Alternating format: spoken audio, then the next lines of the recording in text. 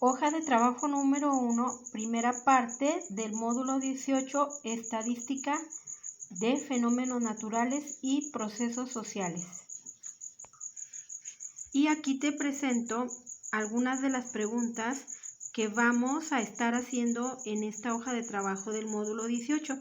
Ya sabes que debes pasarlas a tu cuaderno, intentar contestarlas y posteriormente revisar. Recuerda que la respuesta está entre paréntesis, donde se señala la página donde debes buscar. Y empezamos con la primera pregunta, número 1, que dice: define los siguientes conceptos: fenómeno, fenómeno natural y proceso social.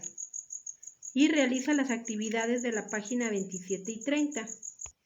Y aquí en la página 27, precisamente, en el glosario encontramos la definición de fenómeno, que es una manifestación material de posibles hechos naturales o sociales. Por ejemplo, un fenómeno natural sería la lluvia. Un fenómeno social sería una revolución. Y para mayor amplitud están estas descripciones. ¿Qué es un fenómeno natural? Es un suceso provocado por causas de la misma naturaleza. Ejemplo: terremoto, lluvia, tornado, etc. Y a diferencia del fenómeno natural, el proceso social pues es provocado por la acción del hombre. Es una serie de acontecimientos que ocurren dentro de un grupo social, o sea, una sociedad, y derivan en un hecho social, como puede ser, de ejemplo, tenemos la revolución industrial o elecciones. Y como ejemplo, pues tenemos algunos fenómenos naturales, tenemos la lluvia, un terremoto, sequías. Recuerda que son provocados por la naturaleza. Y de procesos sociales, acciones del hombre. Por ejemplo, las elecciones, una huelga o una guerra. Bueno, y una vez explicado la diferencia entre fenómeno natural y proceso social, aquí se te pide que clasifiques estos fenómenos en natural o social. Por ejemplo, los huracanes obviamente son naturales. Resuélvelo y puedes revisar en el apéndice. Y vamos a la pregunta 2. ¿Qué diferencia encuentras entre fenómeno y evento? 27-28. Y ya identificamos que el fenómeno son manifestaciones que pueden ser naturales o sociales. Pero en la página 28 nos indica que los eventos son hechos o consecuencias de la ocurrencia de un fenómeno. Es decir, que los eventos se derivan de los fenómenos. Por ejemplo, fenómeno, sismo, es un fenómeno natural. Y evento o su consecuencia de este fenómeno sería la destrucción de viviendas a causa de el sismo. Entonces, el evento es consecuencia de un fenómeno. Pregunta 3. ¿Qué tipo de eventos existen de acuerdo a la certidumbre o incertidumbre de su ocurrencia? O sea, la pregunta es: ¿qué tipo de eventos hay? Y aquí te elaboré un pequeño cuadro sinóptico donde estoy abarcando los tipos de eventos de acuerdo o por su certidumbre. Es decir, su certidumbre o incertidumbre es si va a pasar o no va a pasar. La certidumbre, los eventos por su certidumbre se llaman determinísticos. La certidumbre es tener la certeza de que algo sí va a pasar. Dice, se tiene la seguridad de que sí va a ocurrir. Ejemplo, la contratación de trabajadores a una empresa. Sí tiene que ocurrir.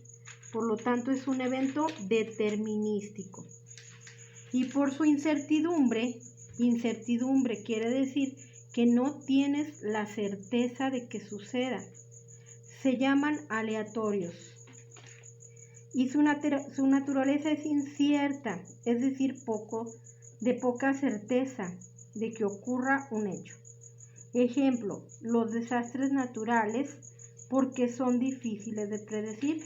Realmente no sabemos exactamente si va a haber un sismo en la ciudad en donde vivimos. Entonces los eventos se clasifican en determinísticos y aleatorios. Y la pregunta 5, ¿cuál es la función de la estadística descriptiva? Bueno, primeramente a mí me gustaría que definiéramos lo que es estadística. No sé si alguna vez habías estudiado esta materia o has escuchado esta palabra y tengas noción de lo que significa. Sin embargo, también la puedes encontrar en la página 26 de tu libro o 34. Y precisamente el libro nos da esta definición, que es la ciencia matemática que se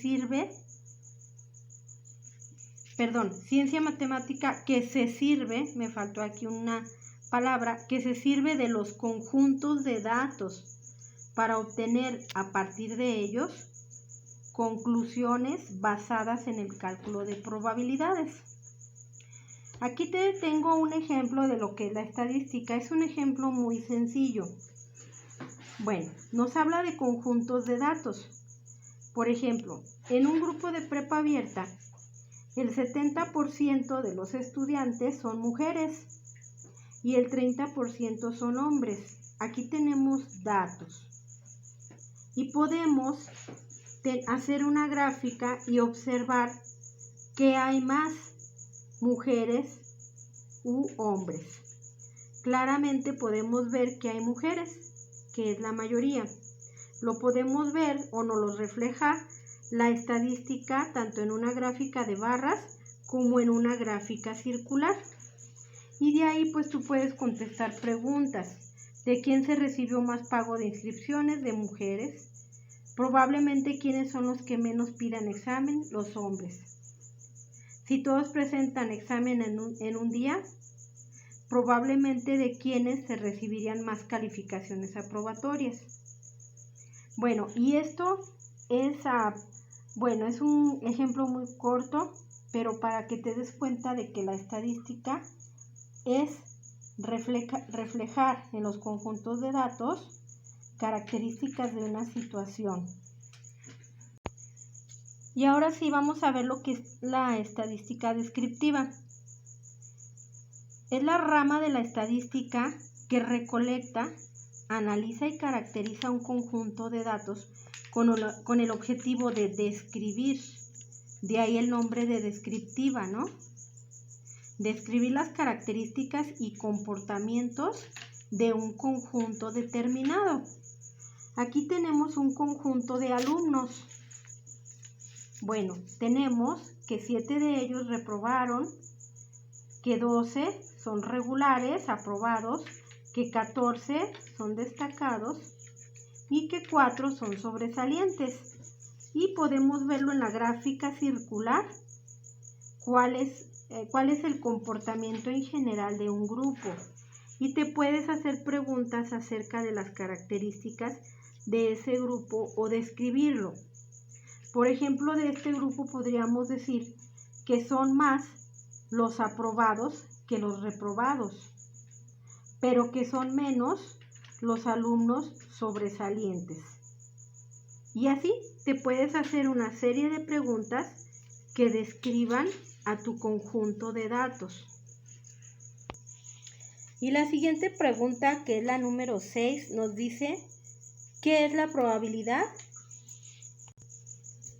Y en la página 34 muy claramente nos indica que la probabilidad es aquella que asigna a la oportunidad o posibilidad de ocurrencia de un evento aleatorio un valor numérico.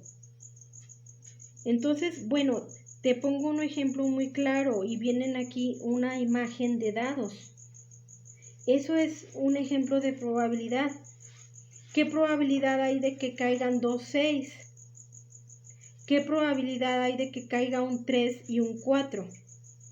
Entonces, por eso es de que se les llama aleatorio, porque no tienen un orden que los determine. Esa sería una de las características de la probabilidad, que no hay un orden determinado. Y ahora vamos a ver las 7. Para medir el impacto de un fenómeno o proceso social, solo es necesario estudiar la frecuencia. O sea, la frecuencia es con qué regularidad ocurren las cosas. Por ejemplo, ¿tú qué tan frecuentemente comes espagueti? 2 veces a la semana, eso es una frecuencia. ¿Qué tan frecuentemente vas a la gasolinera? Eso es una frecuencia. Dice, con la que se presenta. Define qué es frecuencia absoluta y frecuencia relativa. Y empezamos con la frecuencia absoluta en la página 36. Y se define como frecuencia absoluta de un evento al número de veces que ocurre. Bueno, yo así lo voy a describir para que sea rápido. Por ejemplo, ahorita te pregunté, ¿cuántas veces comes espagueti en la semana? 3. Esa es tu frecuencia absoluta. Vamos con la relativa. Mira, la frecuencia relativa se obtiene o es el cociente, o sea, el resultado de una división entre la frecuencia absoluta, que ya vimos cuál es, y el número total de eventos. Y te lo voy a mostrar más claramente con la tabla de abajo. Y en esta tabla nos muestra el ejemplo que estos son los eventos, la enfermedad. ¿Qué eventos tenemos? Resfriado, gripe, neumonía, alveolosis y alveolosis fibrosa. Bueno, la frecuencia absoluta, ¿cuántos números de casos se presentaron? Y aquí vemos el número de casos presentados por enfermedad o por evento. Y luego, finalmente, tienes que sacar el total.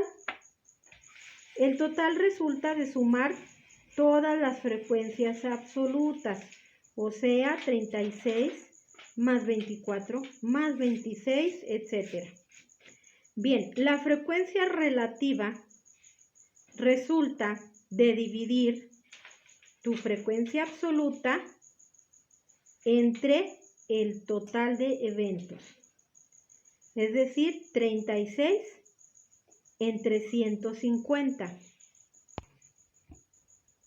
Y así sucesivamente vas haciendo la operación para obtener la frecuencia relativa. 24 entre el total, 26 entre el total y así sucesivamente. Ahora, aquí te van a salir unos números decimales.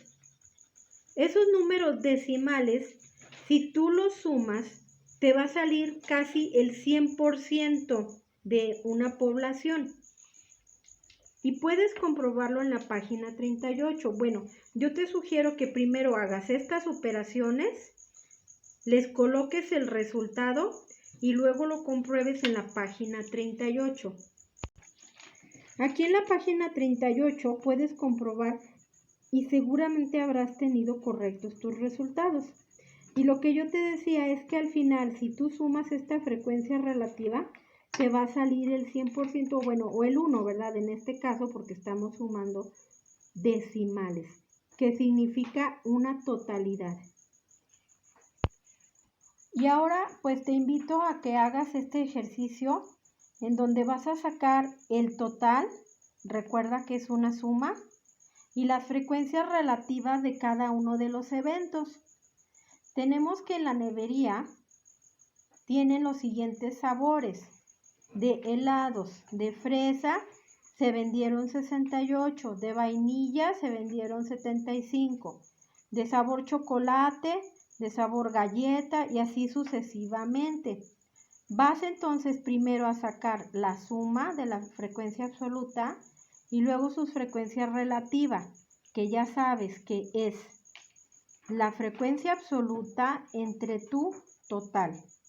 Haz el ejercicio, pausa y regresa a ver los resultados. Bueno, yo aquí tengo los resultados. Tomé 5 decimales para acercarme lo más que se pudiera al número 1.